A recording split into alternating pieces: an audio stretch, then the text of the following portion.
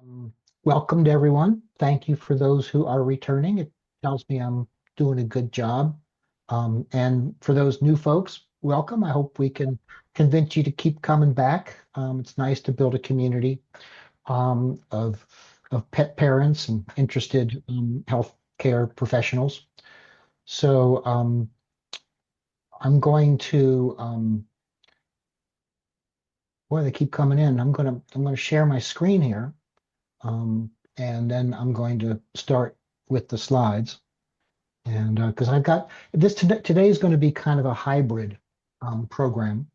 And there's a really interesting case that has come up that I want to share with you. And I've got some videos in the case. And the main thrust of what my teaching tonight's going to be is about diets, just like it was last time. And this time we're going to repeat some of the same material, but basically what I want to do is talk about how there isn't any one single diet that's the best diet to use, and that oftentimes the best diet is what you can afford, what you have the time to create, what your animal likes, and is in its best, in its best health interests. And so that's not always the same thing. There's a lot of pet influencers out there who are really big into all of these really incredibly complex and diverse meals, and there's nothing wrong with that. But it doesn't, but you don't have to feel guilty, And I think some of them make you feel guilty if you're not doing that. And I think there's a lot of ways to get from here to there, in terms of health. And I mean, I know dogs that are, 20 years old that ate nothing but kibble. I mean, I don't think kibble's great food, but there are some individuals who do well with it. So there's ways I have of modifying the kibble, if that's what we have to use to improve its health basis. So let me get started here. I just wanted to kind of 37 people. That's really good in terms of a lot of people we have. And there we go. So here, there we go. Let me uh, full screen. There we go. That should work, right? Full screen. Yep. So is everyone seeing this slide screen now? Mhm. Yeah. Okay, good. Yes. So yeah, and I'm getting a little fancier now. I've got a colored title slide. This is our, it should be about time. This is the 11th one of these that we've done, which is just great. And I've got titles now: curating your pet's food bowl, figuring out what is best to feed your four-legged family members. And we start out with today's agenda, and we have some housekeeping information that Haley will read for you and talk about, and then I'll give the disclaimer, and then we'll do some more housekeeping after that before we get to the actual material. All right. So for today, we do have questions from email that we will use, and you can put your questions in anytime into the chat, and we will answer them. Plan on answering all the questions, no matter how long it takes. And we'll see if there are common threads to questions. For instance, when the same question is being asked by several people, those questions have first priority. And if you aren't understanding what is being said, just feel free to raise your hand, and definitely want everyone to learn and benefit from this time together. Thank you. And then I just have to say that although I want to do my very best to help your pet, whether it's a healthy pet or it's a pet that has some medical issues, I really can't, we don't have a doctor-patient relationship going on. I'm not there in the same room with your animal to take its pulse and take its rectal temperature and things like that are fun like that. So the information I'm giving today, think of it not as medical advice, but as educational advice, and that'll make the FDA happy. So, and then for those of you who are returning, you've seen this each time. For those of you who are new, and that's why I have this up here, we offer these approximately the fourth Thursday of each month at the same time. Although depending on holidays and other types of conflicts, we do change it from time to time. We record them live, and that recording will be posted both on our website and which will have a link to our YouTube channel. Might take a day or two to get these recordings, or as people are calling them, these replays. We're also going to provide you not just with the recordings, but with a handout of this, a handout, a PDF handout of the slides, so you can print them out. Because I think there is some information in the slides that you may want to hang on to, or some links, or and especially today as we talk about different diets. Um, and then that way you have a hard copy of it and you can use that to refer later. And that also means that you don't necessarily need to scribble away and take notes, but instead you can kind of kick back and have that cup of tea or that beer and listen to what I'm going to say. I've written a book called There's a Mushroom for That, and that will be a reference text for these live events and for any future health mentoring I'll be doing. And you can order that book through Amazon. The price has been reduced this year, last to $25. It's very reasonable, and shipping is pretty reasonable too. And if you do purchase it and you send us your receipt, we're happy to send you a discount coupon of 25% twice for 2 times on the website for anything there. And let us know what you think about this. If you have any suggestions of topics, I'm thinking about starting to add a second kind of more educationally oriented hour. Right now, I'm swamped with. It's so hard for me to say no. So I'm swamped with a lot of work that it would be hard for me to find another day through the month. But I'm working on that. And today's topic is curating your pet's food bowl. But first, let me share with you this interesting case report. And this case came to me last year.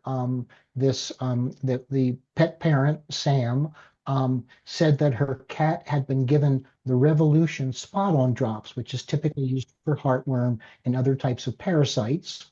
And that within a couple of days, the cat started seizuring and went blind. And what's interesting is that they had two litter mates, identical, and you'll see the pictures, but the litter mate also received the Revolution, but did not have that reaction. The litter mate's fine. And that kind of tells us, how individual these reactions can be. I mean, litter mates are highly genetically similar, but obviously not similar enough so Tessie wouldn't have that um, experience. So the seizure started a year of age, which was a year ago in February, with the first administration of Revolution. She was seen by both a neurologist and an ophthalmologist, and I'm getting those medical records because I'm going to write this up as like a formal case report. I'm going to present it to veterinarians and see what we can do about getting it out there a bit more.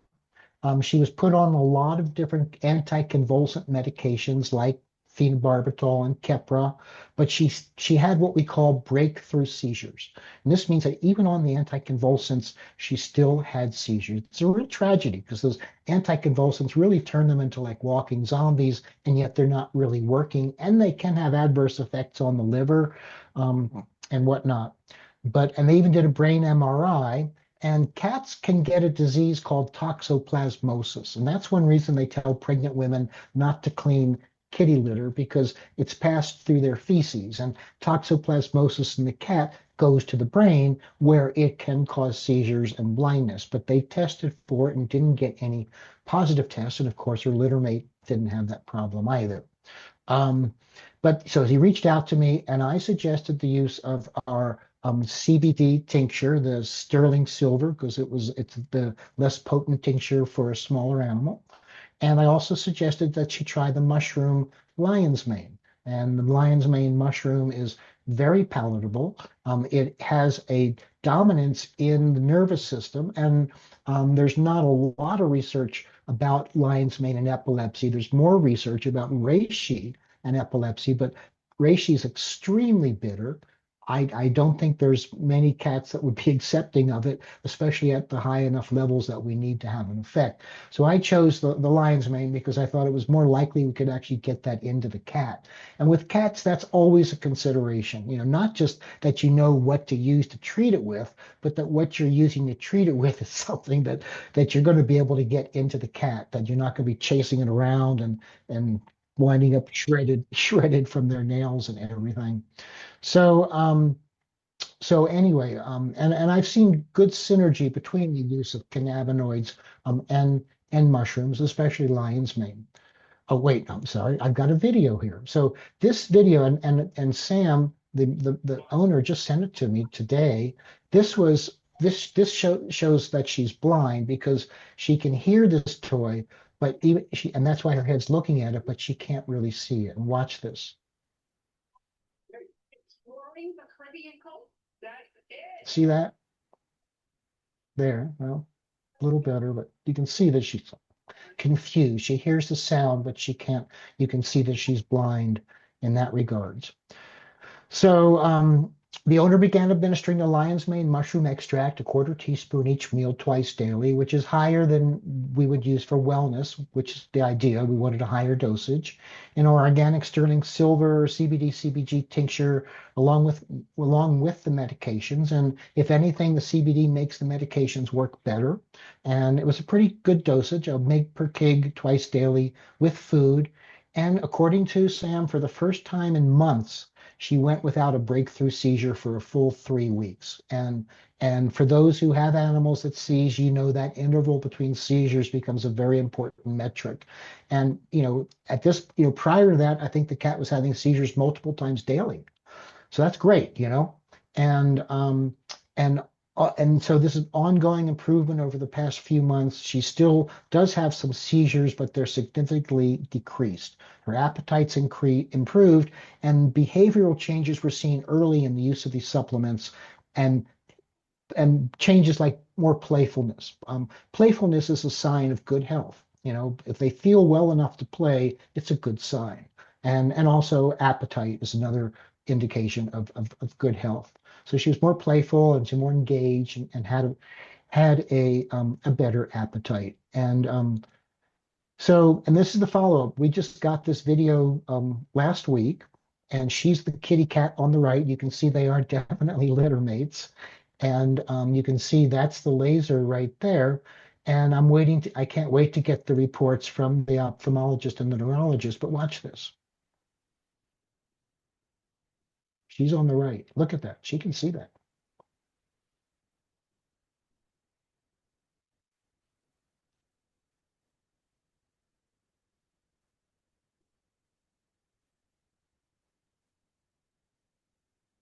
Yep. She can see it for sure. So that's just so exciting to see that, to see something so visual, so see that so obvious that there is improvement there. So there you go. I just had to share that with you all. And if we have more stuff happen, more good cases, I'll be sharing those as well. And so the topic I'm going to cover, and it's a number of slides, but and we'll still, like I said, we'll still answer your questions, all of them. Um, but I just wanted to kind of talk about the different ways that we can feed and the different types of foods and what the value is of each, so that you can make informed choices when you're trying to decide what's the best diet for your pet. And I'm certainly open to consulting with you by email. I know it's going to be getting my inbox pretty full, but I do answer the questions by email. I try to be conscientious about it. Sometimes I get overwhelmed. But if you want specific advice about your animal, I'm happy to try to share that with you.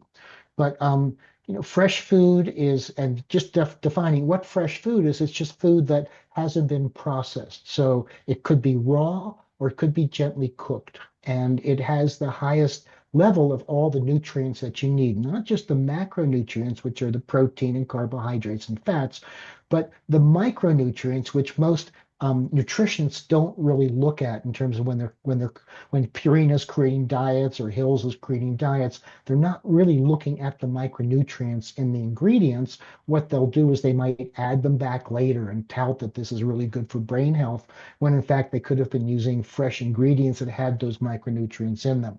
Raw is what it is. It's raw. And raw is the least processed of all the foods.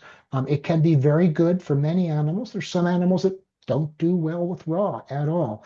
In Chinese medicine, they don't recommend eating raw food because they feel that raw food is too cold and it damages the spleen, which is your digestive organ in Chinese medicine. Home prepared can be the best diets you can make for your pet, but they can also be the worst diets if you're not doing them right. And it does take an attention to detail. It takes it's methodical. You have to, you've got to get your poop together in order to do home prepared and do it on a regular basis. The easiest way to do home prepared is to batch prepare and then freeze in daily serving portions that you can then thaw out the night before. Commercial diets, I think they're a necessary evil. Not necessarily, I don't, maybe evil's not the right word, but they are very processed. And we're learning now about the detriments that happen with humans that are eating ultra processed foods. Like there was that one thing about Super Size Me, where that guy ate nothing but McDonald's for a while and got really sick. And McDonald's is ultra processed food. And most of the commercial diet, well, not well, we have a lot of commercial raw diets now. We've got a lot of commercial fresh diets now. So I can't really say all commercial diets are bad. But when you're creating a kibble, you have to use high temperatures and high pressures, which affect the molecular structure of the food and can make it more pro-inflammatory. Even canned food, and there can be a lot of carbohydrates in commercial dry food, and like the carbohydrates, when they are heated at high temperatures and pressures, can combine with the protein to create what we call glycotoxins, which are the sugar toxins that are pro-inflammatory and can lead them to diabetes and things like that. So that's the downside to dry food. But and canned food oftentimes doesn't have as much carbs as dry food. So even though it's heated at high temperatures and pressures, not quite as bad. But into every life, a little dry food must fall. I'm feeding my own dog some dry food right now, out of necessity because of his needs. So I think that I'm not saying never, never, never, never feed them, but a feeding scheme might be, using a little bit of commercial food when it's convenient. Life gets busy. Who has the time to do the time that it takes to really do a diet right? And you may want to then use some kibble. And this is what I do with Ollie when I feed him the kibble, is I also put the fish oil in there. I also put all the micronutrients from green foods and I curate it based on what his medical needs are. And as an older dog, he's getting more. So those are basically the three types of foods that are out there. Um, and the things that I showed this slide last month too. We want to look at ingredients that are human grade. So many of the lower cost commercial foods, the kibbles, are coming from foods that have been rejected for human use. In fact, there's some evidence that some of those diets, the cheaper diets, may actually even be using the carcasses of dogs and cats that are gotten from rendering plants, as well as dead cows and other dead animals, and they actually, there was a study where they actually were able to measure euthanasia solution, pentobarbital, in some of the pet food residues. So you want to get the best quality ingredients. Human grade is a kind of a buzzword, but it's something to look for. It doesn't necessarily all mean the same thing in each diet. You want them to be as minimally processed as possible because the processing alters the molecular structure and alters the nutritional value of it. Also, can be the more processed, the more pro-inflammatory it is. And we know inflammation is a key to all diseases. And you want them to be species specific. Cats need taurine. It's a very special need. Cats that are fed dog food can go blind because cats need that taurine to refresh their retina. So it should be species specific. And it should be life stage specific. Puppies have different needs than seniors and adults, and large breed puppies have even different needs from small breed puppies. So you really have to adapt the diet to the individuality of your animal. And one of the things that I've learned recently Hands about, remove, please. I'm sorry, what? Can you please mute yourself if you were just saying something, please? Thank you. Um, and I just recently learned that and this is based on the dog aging study, a study that has looked at 50,000 dogs to understand better about the aging process in dogs. And they found that one of the factors in terms of the hallmarks of aging in the dog is lack of hydration. And that's, if anything, that's one thing that dry foods do is they dry you out. There's no moisture in them. When I do feed Ollie the kibble, I soak it first. I get it softened. And when I've been feeding him homemade food, which I've done most of the time for his 11-year career, I actually make it kind of soupy. So it's like a stew or a soup. So he drinks a lot of water with the food, And I've noticed now that I'm giving him some kibble, even soaked, that he's drinking more water. So hydration is a very important issue for dogs and cats. And whatever we can do to support hydration, make sure there's enough water around. Even, if you're feeding canned food, you can moisten it. If you're feeding fresh food, moisten it, add water to it, or add, even if you're not going to add water, you could add bone broth to it, which is a great, which contains collagen and a number of great factors from the bone as well. So I hope you're okay with my rambling, and because I didn't, I'm just talking off the top of my head. And so when you're looking at a diet that is different than just a dry kibble or, just a standard canned, why would you do that? Well, I think that when you're looking at these fresh, raw, home prepared diets, or some of these commercial diets that are fresh and raw, or like home prepared diets, we have conditions we want to address, like obesity and weight problems. Skin problems really relate to diet. Digestive problems really relate to diet. Diabetes, obviously, what you feed is very important. Cancer, um, I wouldn't say that diets can cause cancer. I mean, that's a hard thing to say. It might be that some of the chemicals are carcinogenic, like Roundup, for instance, which recently has been deregulated. But when an animal has cancer, we know that cancer feeds off of carbohydrates. So we want to feed a diet that has lower carbohydrates or no carbohydrates. And we want to feed a diet higher in protein and higher in healthy fats. Senior animals that are aging, they need special care, and really any chronic disease. So, oh, I was going, I didn't get this one done. I'm so sorry. I was going to copy and paste a pet food label and read it and do it here. I apologize. I will follow up on that, but I'll just move on because I can't fake it without a label. Um, what about, in terms of curating your pet's bowl, we see there are what we call nutritional gaps that can occur at different times in life. We see gaps based on age, and that has a lot to do with feeding based on the lifestyle. You can't feed a senior dog like a puppy, and so you're going to have a nutritional gap in that senior dog. When there's stress can affect their ability to absorb food, or it causes them to consume more metabolic elements in their body, and so they may need to have those supplied better in the food. There also are things like we call them adaptogens, which are herbs and mushrooms that help the body better adapt to stress. Certainly with digestive function, we have some types of function where there's a protein loss, that the body just doesn't absorb the protein, or we have issues with the pancreas being unable to fully digest food. So that's where we look, and this kind of fits in with what I was saying in the slide before, that, based on the individuality of your animal, that's where we try to tailor the diet to be best for them. And it's not always like oh, your animal has this, feed this and this. Oftentimes it's your animal has this, let's try this. And sometimes, because it's hard to predict exactly because of the individuality of each animal, what a specific addition to the diet's going to do. So we try things. We feed them something for a month and we see how they do. And it's not going to hurt them, and it may help them. And if it does help them, we can see that, then we stick with it. It's really, in a way, it's kind of a trial and error, and it's not, I mean, it's an intelligent trial and error, because we introduce things to them based on their scientific value, and nutritional value based on science. The food itself, how digestible is the food? Some food is more digestible than other, and if it's not that digestible, then your animal's not getting the nutrients, so you get that gap as well.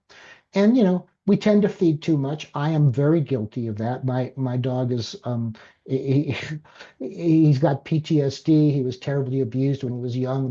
He's a lab, the foodie. The only thing he really relates to is food, and that's a problem because he also has bad hips, and so the heavier he is, the which from feeding too much, the harder it is for him to get around. And so that's kind of what I'm doing right now, is more portion control to get his weight down, so I don't have to think about letting him go. Um, and you want to have vets for years have advised people not to change the diet. Feed the same thing every single day. Well, the problem with that, I mean, the reason they're doing it is because sometimes dogs, when you change their diet, are going to have diarrhea or digestive upsets. And And vets believe that the commercial foods have all the nutrients they need, which isn't entirely correct, but at least they have the macronutrients that they need. And so they're worried that if you feed something else, it's going to throw that balance off. Carbohydrates themselves, I think in excess can be a real problem. So we try to reduce the amount of carbohydrates, although animals and humans, we really like our carbs. And watching out about feeding too many ultra processed foods or only ultra processed foods. Um, I think the most common feeding mistake is feeding kibble, exclusively kibble and nothing else, and not doing anything to kind of augment it. Feeding too often or too much. You want to feed your pet based on its ideal weight, not what its current weight is, if it's a chunky guy. Um, and once daily is really the best way to feed. It's something we call intermittent feeding, and there have actually been studies in the dog that show that intermittent feeding improves lifespan. They actually live longer when they're fed less. And the way that works is that when the body is intermittent feeding is basically intermittent fasting. And so when you're fasting, the body thinks that it's in crisis, that it's starving. And so when it does that, it creates some metabolic changes that are very conserving of its energy, and the body secretes certain molecules that actually contribute to a longer health span, a longer lifespan. Um, and like I said, only feeding kibble and not adding supplements is also, I think, a feeding mistake. And the kind of supplements, the pet foods have very little fresh oils in them, and oils are really, really important for health. And I think a variety of oils, not just fish oil, not just flaxseed oil, but both together, the omega-3s from plants that are found in flaxseed, which also has omega-6s. It also has great fiber and has these things called lignans. Flaxseed has lignans, which are these wood-like molecules that wind up absorbing toxic estrogens and other types of toxins. So flaxseed meal can also be part of a detoxification process. And fish oil has the fatty acids, the omega-3 fatty acids that the body's able to convert and create an anti-inflammatory effect. It takes a fairly high dose, and it takes about 3 months to get the full effect. But I highly recommend fish oil or krill meal or anything like that because there's research that shows that fish oil is good for almost every single medical condition there is, and of course antioxidants to help the body to adapt to maintain cellular health and adapt to environmental toxins and environmental um, free radicals and things like that. And adding things like mushrooms. Mushrooms have a lot of antioxidants in them. Cranberry, very common, very easy to get. You can get it in powders. I would avoid the cranberry that has the sugar in it. Some cranberry can be kind of bitter, but you can add that to the food. And if you're adding fresh veggies to the kibble, which is not a bad idea, the colorful veggies are the ones that have the best antioxidants. Berries like blueberries and raspberries don't have a high glycemic index. So those are the things that I recommend. Um, and when do supplements make sense? Well, when you're feeding exclusively ultra-processed foods to address a health issue like anxiety or cancer or epilepsy, to mitigate the side effects of medication or treatments, to help with detoxification, when contagious That's infectious good. diseases are around and the immune system needs a boost. And when first adopting a puppy or kitten to support the developing immune system, the microbiome, and to create some vaccine competence. Because not all pets that are vaccinated will actually receive protection from it if they're stressed. They found that dogs are in shelters are so stressed that even though they get vaccinated there, that they may not actually maintain protection from that vaccine. We found there's some studies show mushrooms, especially when they're given early, like I suggest mushrooms at that first visit with your puppy, mushrooms can be really good to help build the microbiome and provide good vaccine competence. Um, and when supplements don't make sense, I have to say I'm a supplement guy. And I know there's some people that hate supplements and say you just get it all from the food.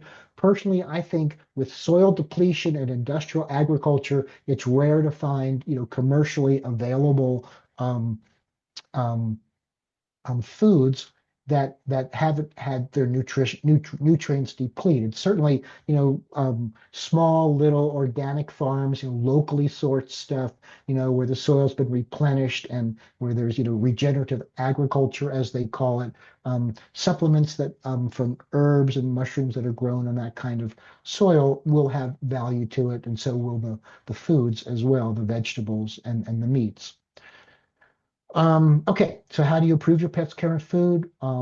If you're not ready to change everything all at once, you can start adding any one of these or some of these or a number of these: fish oil, medium chain triglyceride oil, flaxseed meal, nutritional yeast. You wouldn't necessarily add them all. You need to decide what's most appropriate for your animal, what's within your budget, what is doable for you on a daily basis to add to the food. It could be quite a chore. But these are the kinds of things that you might want to add to your pet's current food, especially if it's a ultra processed kibble. And if you are ready to make big changes, and some people are, you want to choose a food that's less processed and appropriate for your pet's system.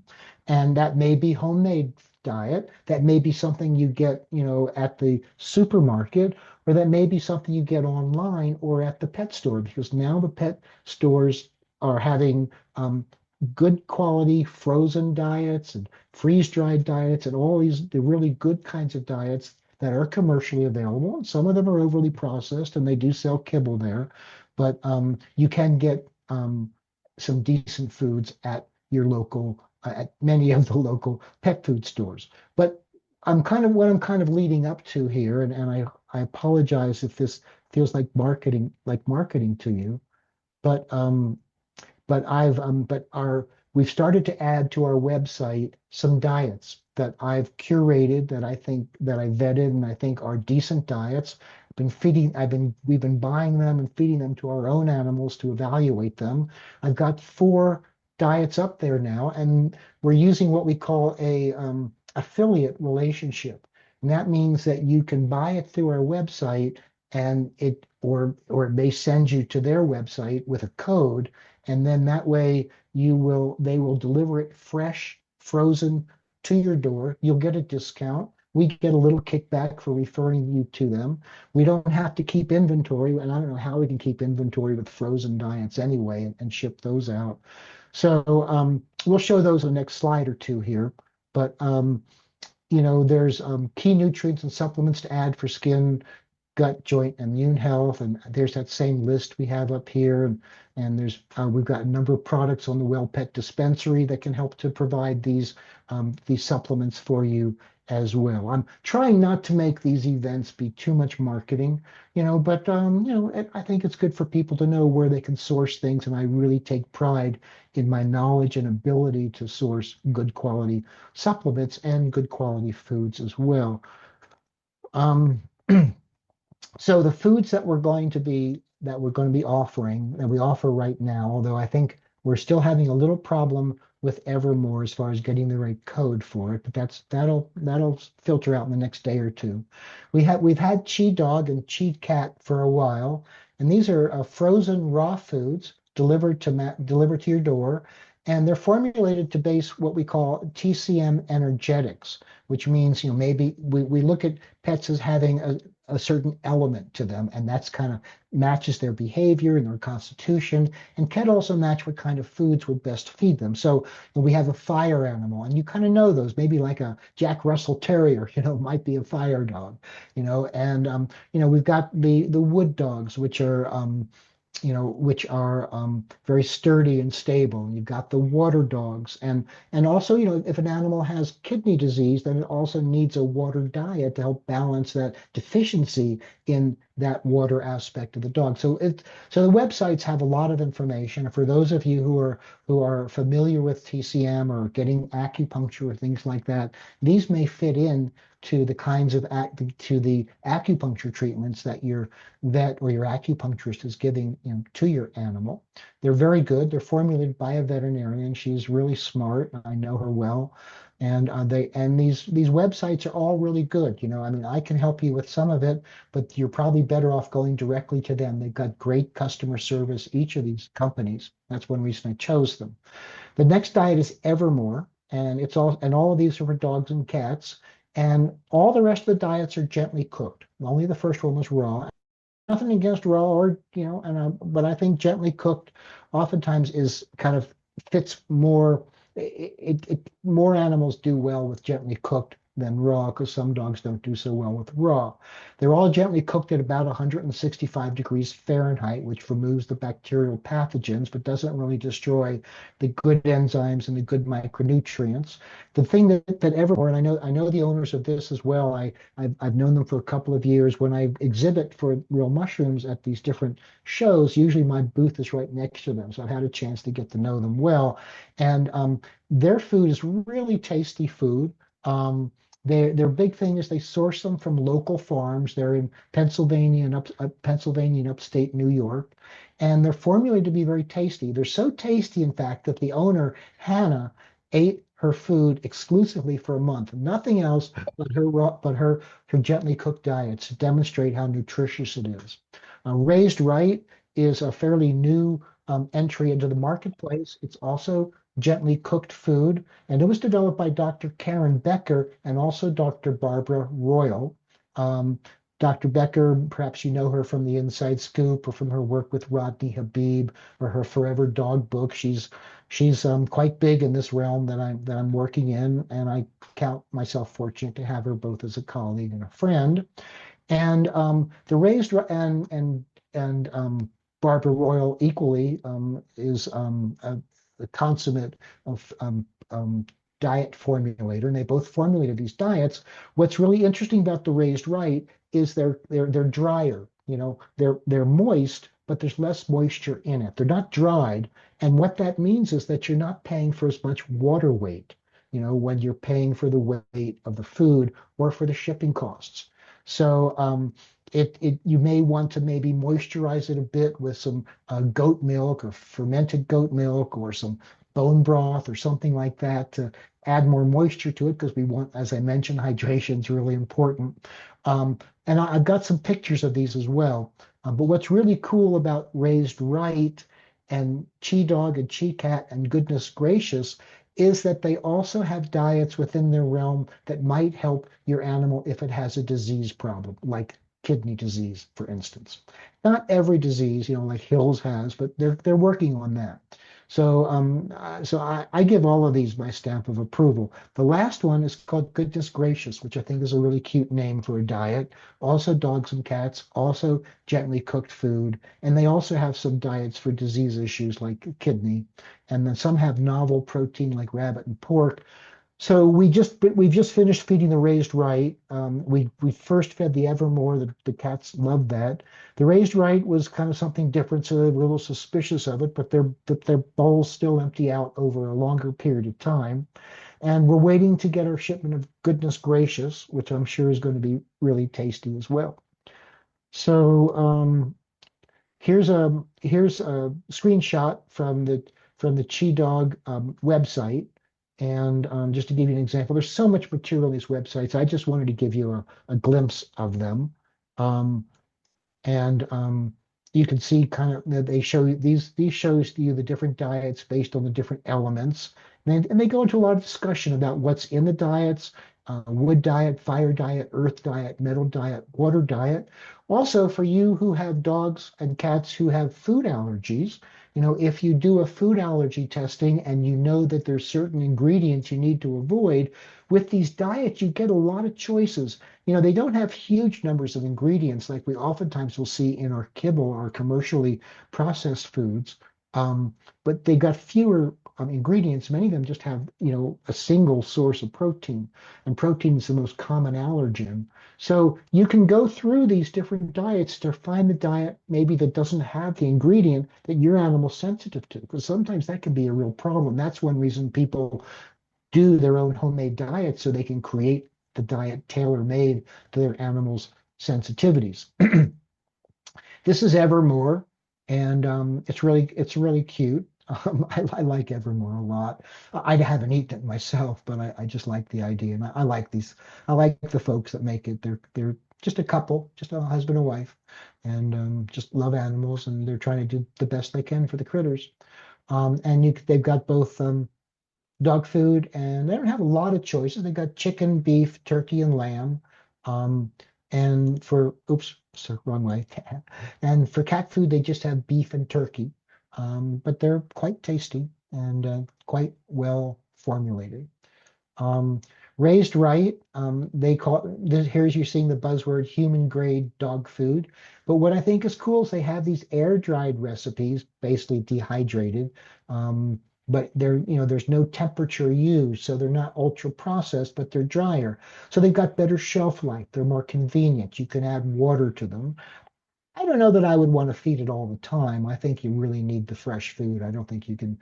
I think the dehydration does affect some of the micronutrients, but I think that it can be a very convenient way to feed a decent quality food when you don't have the time to feed the other things. So I hope I'm conveying my thinking in terms of how to curate your bowl, how to decide what things to put in the bowl for your pet and what products to look at. And there's more out there than these four, so I invite you to, to do some searches on your own. It's a big growth area in the industry, these little boutique foods, and many of them are really good. Um, the gently cooked and then frozen, those are, I think, much less processed and probably better nutritionally long term than the air dried recipes. But I think they're both a heck of a lot better than the kibble and the canned. And here are the dogs. You got the turkey adult dog recipe, the beef adult dog recipe. Um, oh, and okay, two of the same slide. So sorry.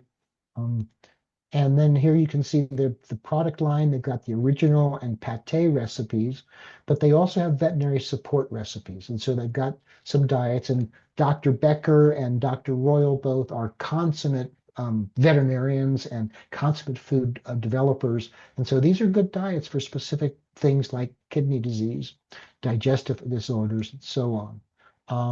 Then we come to Goodness Gracious, which I just love that name. They've got both dog diets and cat diets, and a lot of choices in dog diets of turkey and rabbit and pork and salmon and beef and gently cooked chicken and DIY rotational creations, and they can sell them in boxes to you. And cat diets, we ordered the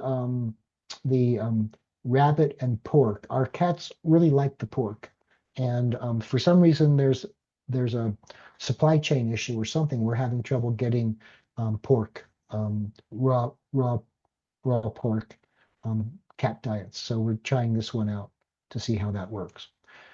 So, and this is like their low phosphorus kidney recipe for cats, and we know with kidney disease, phosphorus is probably the most important player, even more important than protein when it comes to kidney disease in the cat. And and then and this is the second slide showing this cat diet for CKD, and they give you different portions, to give based on the size of your animal, and lots of instructive information here. It tells you what the ingredients are.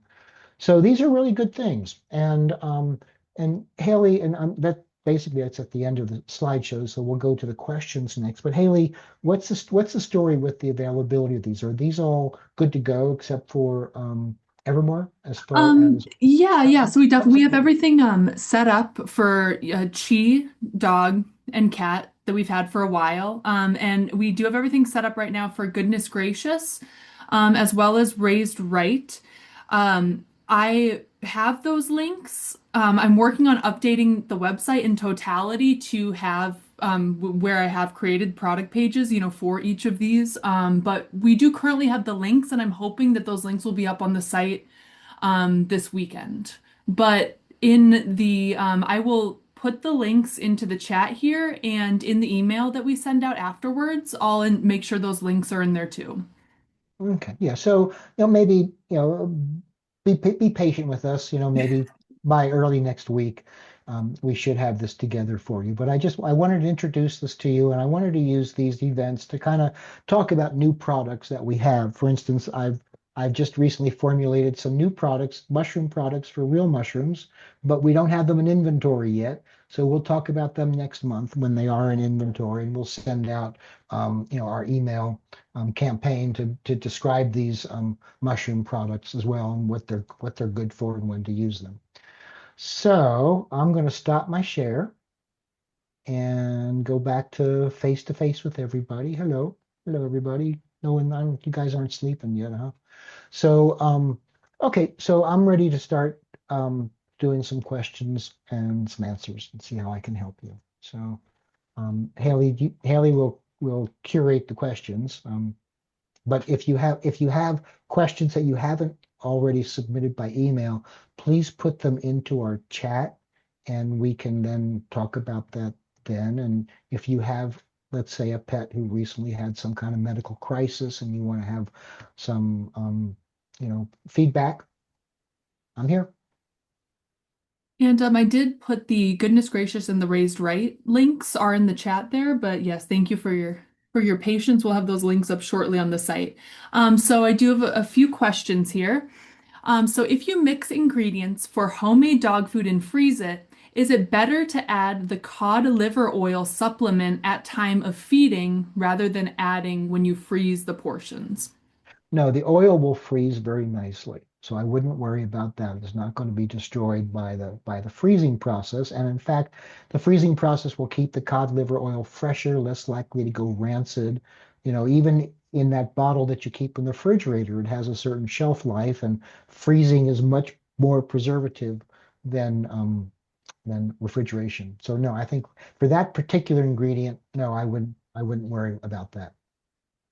All right. What kind of adrenal support can we give our 3-year-old rescue female who we just got, who was just spayed? Also, Okay. we have a 9-year-old Yorkie male rescue who is neutered at 5 years. We want looking to prevent Cushing's in both. Okay, well, I don't know that I can promise you that this would prevent Cushing's, but using adaptogens are defined as herbs or mushrooms that support the adrenal glands as well as the pituitary gland. There's a relationship between the pituitary gland, which produces hormones that stimulate the adrenal gland, and especially in Cushing's, most commonly we don't have a nodule on the adrenal gland, we have a nodule in the brain. So my recommendation for that would be to look at the cordyceps mushroom or the reishi mushroom as far as adaptogens. Ashwagandha is an Ayurvedic herb. It's also a good adaptogen. We have all three of those in the daily dog and in the functional feline. So if you're looking for prevention, as compared to a dog who actually has Cushing's, where you would probably want to use a higher dosage, I think those fit the bill pretty well, and they're highly palatable. They've got live probiotics in them. They've got a number of different elements, some detoxicants, some milk thistle, some cracked cell chlorella, astragalus root, those things. And the daily dog has some seaweed as well. So that's what I would suggest. All right, next question. My 13-year-old Pitty, Gracie, has been our service dog and started suffering grand mal seizures, this week after a lifetime of food allergies and being kicked unconscious as a youngster several times by our neighbor's horse. She is 50 pounds. I grow CBD CBG hemp and have used 75 milliliters per day of the same formula as your silver bullet for many years. 3 years ago, I switched her from kibble to a home-cooked elimination diet. Now she eats a rotating diet of fat skim pork, turkey, or beef with organ meats, as well as duck and lamb as treats, fruits and vegetables from our organic garden, and some organic quinoa and oats with chaga and reishi mushrooms. I have also added quercetin, ashwagandha, crushed chia flax, sunflower, and hemp seeds, as well as organic olive oil, hemp oil, or avocado oil. I am waiting on allergy results from the lab. Last month, her third eyelid became inflamed and had a blood blister on the other eye filled up, making her vision obscured. I finally found a new holistic vet who prescribed damp heat Chinese herbs to her diet and removed the flaxseed as well, to decrease as well as decrease the carbs. The blister popped on Sunday, and I gave her one Union Bow to stop the bleeding. My question, could the seizures be caused or helped by the damp heat herbs? Apologies if I mispronounce, but Bonsai, no, Bonzia by Zhu Tian Matang. Um, Okay, so to answer your question, first of all, you're really doing an awful lot for this dog, and it shows your motivation and your love. And when I come back, after I die, when I come back, I'd like to be your dog. So, and I'm not quite sure I understand, what you're giving as far as the CBD or CBG in terms of the actual milligrams of that. It seemed like that was quite a large volume you're giving. And I haven't heard about how the seizures are doing. Um, but and flaxseed meal is not a carbohydrate, it's a fat. So I wouldn't really worry about, I think the flaxseed meal is actually good to keep in there. Um, so the damp heat that you're describing can be a pathogenic factor to cause seizures. And when it is involved in causing seizures, it generally causes seizures that are more prolonged, more severe, more difficult to treat.